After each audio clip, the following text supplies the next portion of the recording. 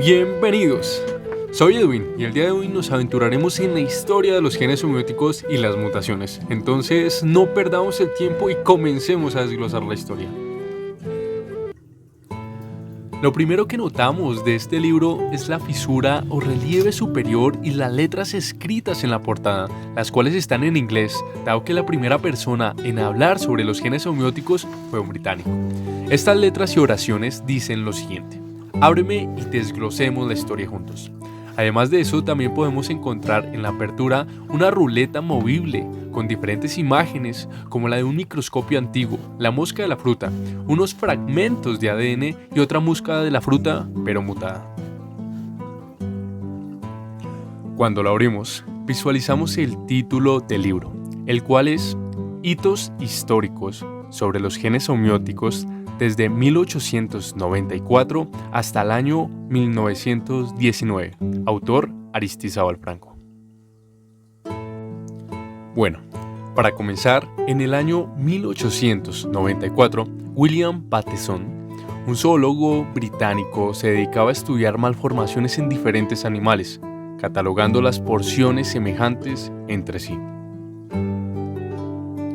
En estas mismas fechas, el concepto de mutación tuvo tanta influencia en la genética como el mendelismo.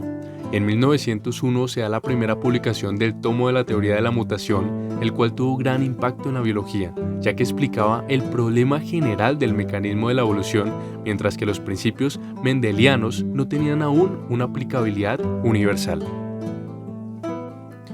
Luego, en 1904, Queneau realizó uno de los primeros aportes definiendo los genes letales, los cuales tenían la propiedad de alterar el color del pelo de los ratones, tornándolos amarillos y acortando la vida de estos.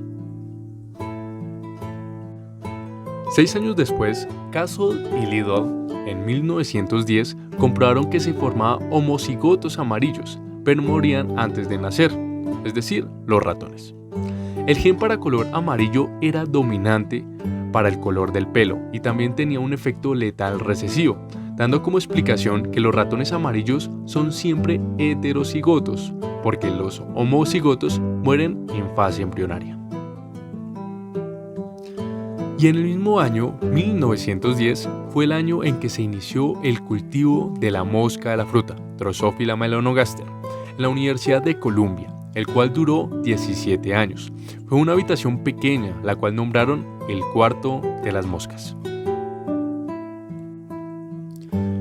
Para el año 1915, se encontró una mosca con un par de alas extra en el lugar donde debían estar los halterios, surgiendo aquí el nombre de mutaciones homeóticas.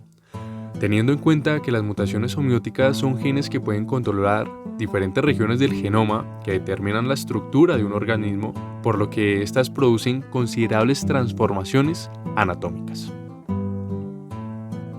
Cabe decir que el complejo Bitorats fue el gen homeótico descubierto por Calvin Bridge, el cual retomó varios años después, en 1978, Edward Lewis, demostrando que actúa durante el desarrollo del individuo determinando el patrón de algunas estructuras que estarán presentes en la mosca en su estado adulto, mostrando que estos genes trabajan localmente en grupos de células para regular el establecimiento de dicho patrón de diferenciación.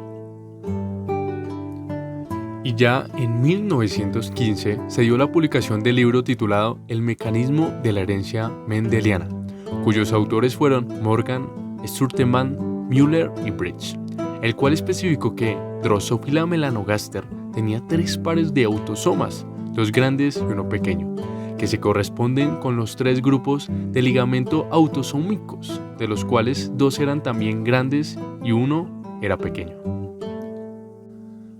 Luego se da la publicación de Bridge sobre la no disyunción primaria en 1916, la cual menciona que la no segregación es el fracaso de los cromosomas homólogos en separarse correctamente durante la meiosis.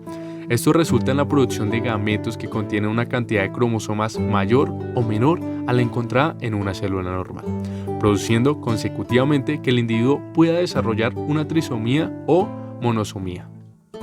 Y ya, para terminar, en 1919, Müller descubrió que el aumento de la temperatura incrementa el número de mutaciones, lo cual no era el resultado de una excitación general de los genes, sino de los cambios a nivel molecular y submolecular que estos presentaron.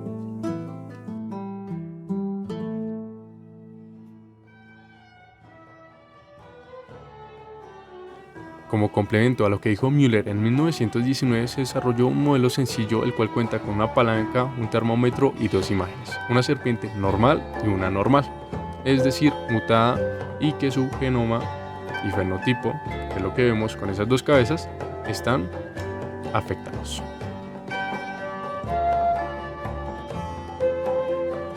Y una frase que me cautivó al echar un vistazo por toda esta historia fue la siguiente: el mundo se hizo para conquistarlo. Sueña en grande, esfuérzate en grande y lógralo en grande.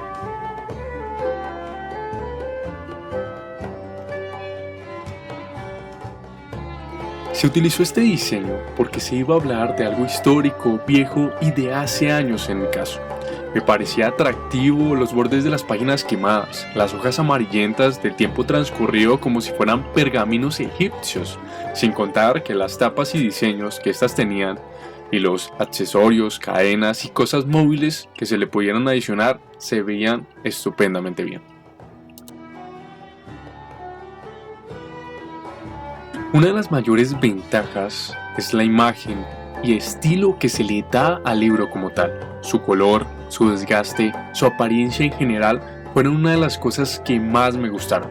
En cuanto a las desventajas, el tiempo que se le debe dedicar para pegar cada cosa, dejarlo secar, darle la textura con café a todas las hojas, coserlo, buscar y editar todas las imágenes para que estas fueran en blanco y negro, el dinero y demás, fueron una de las cosas más cansonas.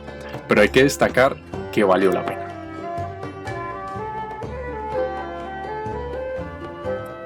Lo incluiría claramente para darle un contexto a mis pupilos, ubicarlos y darles una imagen de dónde están parados y qué era lo que se evidenciaba y vivía en esa época, ya que aprender el cómo fue el proceso que se llevó a cabo en algún descubrimiento o investigación es fundamental para su entendimiento, y aún más si lo que queremos es fortalecer los procesos de enseñanza y aprendizaje de nuestros estudiantes.